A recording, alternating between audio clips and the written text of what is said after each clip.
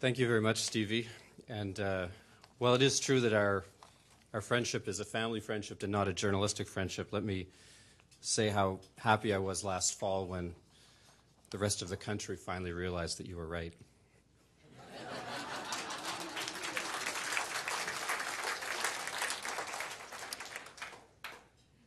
And before I say a few things about Beaverbrook, I just want to introduce all of you to one of the characters from my book who's here. Not one of the naughty ones, but Sinclair Healy is sitting over there. In 1958, he was a young artist in New Brunswick, a Beaverbrook scholar, and Beaverbrook pegged him as to be the first curator of his art gallery.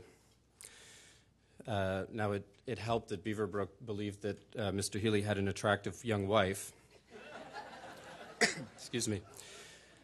Mr. Healy, to his credit, saw through Beaverbrook before a lot of other New Brunswickers did and realized that such a master manipulator would never give his curator the independence he would need to do his job properly.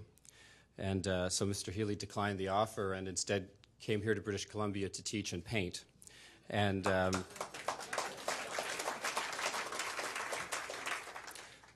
I interviewed him by phone last year and met him today for the first time, so it's one of the pleasures of this trip for me. Beaverbrook's friend Winston Churchill famously said, "History will be kind to me, for I intend to write it." And he was matched in this only by Beaverbrook himself and his amazing effort to control the record of his life. Beaverbrook, of course, wrote many biographies and memoirs about his time in British politics, about his friends, memoirs of the war years, wrote about his friend R.B. Bennett, the only Prime Minister of Canada to be born in New Brunswick, about his friend, the businessman Sir James Dunn. He purchased the personal papers of Bonar Law, of Lloyd George, and R.B. Bennett. In fact, he was so driven to control that the British journalist Malcolm Muggeridge compared him to Stalin in his need to control the perception of his life. Now, Muggeridge acknowledged that this was a preposterous comparison, but there was still something to it. And yet, Beaverbrook made mischief, as he did in so many other ways. Some biographers discovered that his diaries had some entries that had been cut out. On the day he died, he gave his son Max a box of papers and asked him to take them outside and burn them. When his children inherited his papers, he told them to destroy whatever they thought needed to be destroyed before turning them over to the archives. And yet he left an incredible amount of correspondence to the University of New Brunswick and to the House of Lords archives in London. He was selective, but it was a remarkable record. And yet, in all of that paperwork, nowhere did Beaverbrook ever say where it could be found. These paintings are a gift, or these paintings are a loan.